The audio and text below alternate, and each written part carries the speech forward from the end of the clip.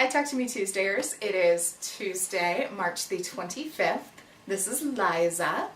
I am really excited because I have quite a few things to show you guys today, one of which is behind me right now.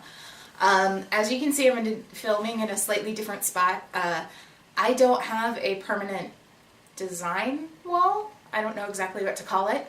But I don't have a permanent wall where I can put up batting and such to be able to lay out my quilts. A lot of the time I have to lay out my quilts on the floor, which works for the larger blocks that I piece, but when I have small blocks that I'm putting together on a quilt, my lovely kitty, Luna, loves to help me quilt and will dive bomb the small pieces. She will go sliding across the floor and mess up all of the pieces that I have laid out. So when I work with small pieces, I tend to put this temporary design wall up. It's just a flannel-backed tablecloth. It's just a flannel-backed tablecloth that I put. It's got some grommets at the top up there, and I put it over top of my laundry closet, which is right here in my craft space, and call that good. It works really well sometimes, and sometimes it's a really big pain in the butt because there is a slight bit of space behind where I hang it up and where the actual wall is. There's a little bit of a gap of space there, so I can't always like push the pieces all the way onto the flannel, and so a lot of times I'll have pieces that come off that just kind of float off. Anyways, I put this up because I have a whole bunch of half square triangles that I made from a charm pack, actually 2 charm packs, that I purchased on clearance a long time ago. I'm trying to clean out my stash a little bit. I really don't have space to store as much fabric as I have, and I have this horrible, horrible tendency to purchase fabric without knowing what I'm going to do with it. So I had purchased these charm packs. They were 6-inch charms, so they were slightly larger than traditional charms. And I wanted to do something a little bit different with them that I hadn't done with a charm pack before. So I decided to make them into half square triangles. I took some white fabric that I had, cut those into 6-inch pieces, stuck them on top of the charms, sewed all the way around the charms, and then I cut the charms in diagonally into fourths and created 4 half square triangles out of each charm. So these half square triangles are 4 inches a piece right now. So I did that and then started to hang them up, started to try kind of design and figure out what kind of design I wanted to do with them. Tried a couple options. If you follow me on Twitter, Facebook, or Instagram, you saw that I posted a picture of yesterday of several different designs that I had laid out that I liked, that I couldn't decide which one I really wanted to do. It's rather funny. I posted this on my personal Facebook, my business Facebook, my personal Twitter, my personal Instagram, and all 4 places, the prevailing votes were 4 different patterns. So I actually did this very scientifically. I wrote out, what everybody voted for, because I really did want to design something that people wanted. This is going to be sold, so obviously it needs to be something people wanted. And by 2 votes, this exploding diamond pattern won over a chevron pattern. So I have some leftover charms though. This is the funny thing, is that those 2 charm packs with the white created over 300 charms. 300 half square triangles for me. So I've created this quilt, and this one's going to be about 40 by 40, so it's going to be a nice child-sized quilt or whatever. And I thought about making it larger, but then I thought, then I have to send it away to have it long arm quilted and everything, because I don't have the space to be able to quilt that here. So I decided, let's keep it small, because smaller quilts for me tend to sell better than the larger ones do, because people, $50 or so, people are more willing to shell out than, $200. So let's keep it small. I'll quilt this one and I'll make a second one. So I have these half square triangles left over, have a bunch of them. I can probably make another quilt this size out of them. And maybe I'll do a chevron pattern for that one. So one quilt at a time though. I'm going to do this one and I'm going to quilt this one together. Probably won't actually quilt it until later on, but I'll go ahead and piece the top together and see what I get out of it, see if I do want to make it a little bit larger. I don't know. This is how I quilt, just for anybody who is new and hasn't seen this. My thought process is, I'll try this, see if it works. If it doesn't, I'll just add to it or make something else with it. So not very scientific with it at all. So I've been working on that. My sister was here last week, which was really exciting because my sister is a big paper crafter as well as me, and she tends to do a lot of paper crafting. That is her primary craft that she does. Whereas I get a little bored with paper crafting after a few hours. I'm just kind of like, okay, I'm done. She could go all night card making. So we did some paper crafting while she was here several nights. I made a few cards. She actually brought some of her paper crafting supplies with her that I don't have because I wanted to give them a try. So one of the things that she brought with her is something called distress markers. And basically what they are markers that have ink that reacts to water in them. So you can do things like watercolor with them. You can just use them as markers if you want. There's all kinds of things you can do with them. And I wanted to try these out because I've heard a lot about them, but I didn't want to invest in them until I knew more about them. Because I actually have artists' markers. I have what are called Copics, which are primarily artists' markers for doing illustrations and such. So I have those, and those are what I primarily use when I color in images, where she primarily uses these distress markers when she colors in images. So I wanted to see the difference between the two. I'm glad she brought them because I tried them, and even though it's really cool that they react with water, I much prefer my artist markers. They're much smoother and everything, and that's my personal taste. But it was nice that she brought them, that I could try them out and not have to invest the money in something that turned out I didn't like. So it was nice to be able to try that. But I did make a couple flowers with that, and let me bring that closer so you guys can see it. So I made this card with that nice, that is actually watercolored with those markers. And then I did that card.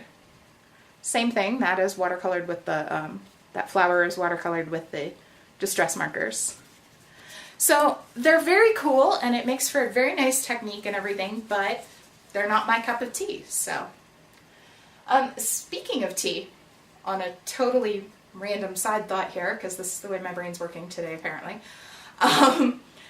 we went up to Boulder, Colorado, which is about an hour away from where I live, and we drove up there because there's the Celestial Seasonings tea factory that is up there. And they do free tours that you go on, and you can get free samples of all the teas that they create. And then they have a tea shop where you can buy every tea that they produce. So every flavor tea that they produce. I know in my grocery store they don't carry every flavor that they produce. They only carry a few. So I was really excited to go there. The tour is free. You actually go into the plant where they create it all. It's so much fun. If you guys ever find yourself in Colorado, be sure to go and do that. It's so much fun. And I spent way too much money on tea. I'm going to insert a picture in here, by the way, to show you exactly how much my sister and I bought in tea. It's ridiculous. So I don't think I'm going to have to buy tea for like the next year and a half, 2 years. That is an insane amount of tea. I purchased 11 boxes of tea, just myself. So, yeah. But some fun things that I didn't realize is not only is Celestial Seasonings, not only do they part of the group that creates tea, but they are part of a group that creates bath products and beauty products. And I didn't know that they were part of what's called the Hand Celestial group, which is a group that actually produces all of these different items. And so it was nice to be able to see that there were things like lip balms that I could purchase, and shampoos and body oils and such that are not that are organic, all natural, healthy, because that's the person I am. I want all natural organic products, as many as possible. So to be able to see all of that was very interesting to me. But okay, side note over, sorry. So that's my little adventure and my little plug for Colorado. If you ever find yourself in Colorado, go to the Celestial Seasonings Factory in Boulder. Anyways, another card I created with my sister is this guy. And I really like the way this card turned out, and I actually colored this with the markers that I use, the Copics. Now these are the markers that I traditionally use to do coloring and shading and such. And this was a totally new stamp for me. I had purchased this right before my sister got here. So I've never colored this before. I've never colored a giraffe before, and the coloring was very interesting for me because giraffes have very unusual colors once you actually start to color them in. So just a side note there, sorry. So I'm not very happy with the coloring of the giraffe, but now I know a little bit better next time I use that stamp what colors to use. But I think all in all this card turned out really cute. So I like that one. Another thing that we did when she was here is another night we had gone out and done our sightseeing and everything, and came back to my place, and she's like me, she can't really sit still. She has to be doing something. So while we were watching a movie one night, we decided to go ahead and go back to crafting. She went back to making more cards. I was paper crafted out at that point. 3 cards was kind of my limit for, at least 2 days. So she asked me if I would do a painting for her.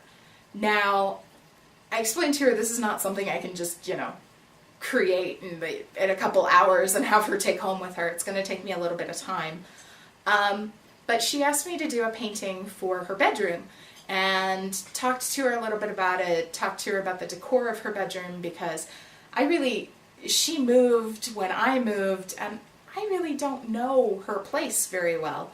I've been there maybe twice, but it was for very short, hour-long trips. I haven't spent a lot of time there. So basically, I asked her about what the decor is, what the colors are, all of this. Got some input from her about what she would like, and decided that this was at lunch one day that we're discussing this. Decided that I wanted to do a tree for her. I wanted to do a tree of life kind of concept for her. So in the restaurant, I pull a pen out of my purse. She has I think it was the back of a receipt that we used, and I just drew out a really rough image of a tree to kind of give her an idea of what I was thinking. She's like, yes, I love that idea. It's perfect. Do it in jewel tones. It'll be great. So that night, I got started on it, and I started on the background for it. Haven't really gotten very far with it. She wants it to be very simple. And I just realized I'm going to have to redo it because there's a nick on the side of this canvas. Well, fudge. Anyways, I'll show it to you anyways, even though there's a nick on the side of the canvas. But I'm doing this on canvas board as opposed to stretch canvas. And the big difference in that is stretch canvas is exactly what it sounds like. You use a frame, you stretch the canvas around the frame, and then you paint on it. And so it's not a solid backing, you're painting on fabric, basically. Canvas board is exactly what it sounds like. It's canvas on a board that you paint on. These are great for different reasons. Stretch canvas, you normally don't really have to frame it or anything, you can just hang it on your wall. Canvas board, you actually have to frame. Because there's no way to actually hang it on its own. And she wants to be able to frame this. So put it on canvas board. This is the background that I did, and you can see I've started to do a chalk outline on it, and you've got to forgive the chalk outline. Number one, this is a new chalk product that I was using. Don't like it. It's like a chalk paint, not like the old chalk that your teachers would use on chalkboards. Which is telling my age because my teachers actually use chalkboards, and teachers don't use chalkboards anymore. So I don't like that, and I was already considering redoing the background to cover that up because I don't like the chalk paint. It's too bright and I can't rub it off. I mean, there's no way for me to rub it off. So unless I paint right over it, those lines show. And basically I use chalk outlines exactly for that, to get the idea. And this is about the point that I realized is paint. It's not actually chalk. It doesn't wipe off, which is why I stopped doing it. But I really like the way the backgrounds turned out. So I did the background that night with her because I've been having some issues trying to figure out like what I'm going to do with the chalk outline, whether I was just going to go over and do the background over again, or if I was going to redo the whole thing. Because of that, I kind of stopped with it. But it's going to have, that gives you a basic idea of what it is. It's going to have a tree on it and all of that, and the tree is going to be very whimsical. It's going to be, the branches are going to be swirls and such rather than straight branches. The leaves are going to be different jewel tone colors rather than traditional leaf colors. So as my sister says, my paintings are very whimsical. It's going to be a very whimsical tree. So there you go. I haven't quite decided what I'm going to do with that yet, especially now that I discovered it has a nick on the side. I think I'm just going to start over again. But there's that. That's kind of all I got for you this week. I feel very chatty this week, so I apologize for the length of this video. Even though I'm going to edit it down, I have a feeling it's going to be rather long. So I apologize that it's as long as it is for as few things as I showed. But hopefully by next week I will have that quilt top finished and be able to show it to you guys. And maybe some other projects, because I have a giveaway winner on my Facebook page for my business. I have a giveaway winner that wins a bag of their choice that I need to get going on. And I have 2 special orders quilts that I'm waiting for the fabric for so I can get started on those. And my sister's painting. So I'm going to have a lot of stuff to show in the coming weeks. It's just a matter of waiting for fabric to show up and getting things taken care of. And yeah, somebody's being very needy right now. So I guess that means it's time for me to go. I will see you guys later. Have really crafty weeks. Bye!